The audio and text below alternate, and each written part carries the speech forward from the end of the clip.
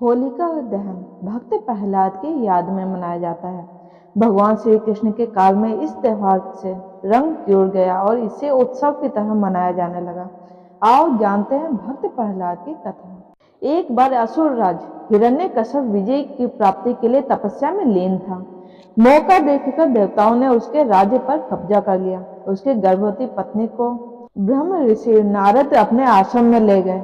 वे उसे प्रतिदिन धर्म और विष्णु महिमा के बारे में बताते। यह ज्ञान गर्भ में पल रहे पुत्र प्रहलाद ने भी प्राप्त किया। बाद में असुरराज ने ब्रह्मा के वरदान से तीनों लोकों पर विजय प्राप्त कर ली तो रानी उसके पास आ गई। वहां प्रहलाद का जन्म हुआ। बाल्य अवस्था में पहुंचकर प्रहलाद ने विष्णु भक्ति शुरू कर दी। इससे क्रोधित होकर हिरण्यकश्यप ने अपने गुरु को बुलाकर कहा कि ऐसा कुछ करो कि यह विष्णु का नाम रटना बंद कर दे। गुरु ने बहुत कोशिश की किंतु वे असफल रहे। तब असुरराज ने अपने पुत्र की हत्या का आदेश दे दिया। उसे विष दिया गया। उस पर तलवार से प्रहार किया गया। विषधरों के सामने छोड़ा गया।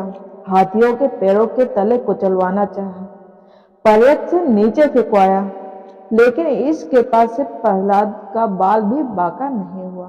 तब हिरण्यकश्यप ने अपनी बहन होलिका को बुलाकर कहा कि तुम प्रहलाद को लेकर अग्नि में बैठ जाओ, जिससे वह जलकर भस्म हो जाए। होलिका को वरदान था कि उसे अग्नि तब तक कभी हानि नहीं पहुंचाएगी जब तक कि वह किसी सद्वृत्ति वाले मानव का अहित करने की ना सोचे।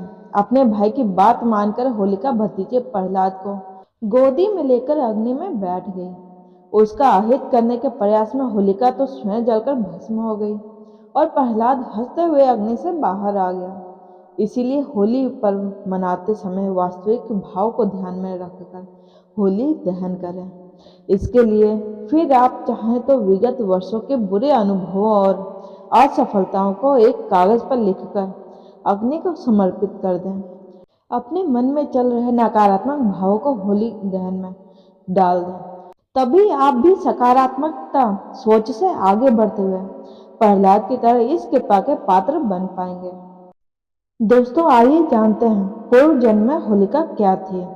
पूर्व जन्म में होलिका एक देवी थी जो ऋषि द्वारा दिए गए श्राप के कारण राक्षसी के रूप में जन्म लेकर भुगत रही थी।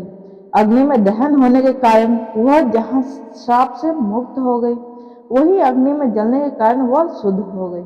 इसी कारण से होलिका को राक्षसी होने के बाद भी होलिका दहन वाले दिन देवी रूप में पूजा जाता है।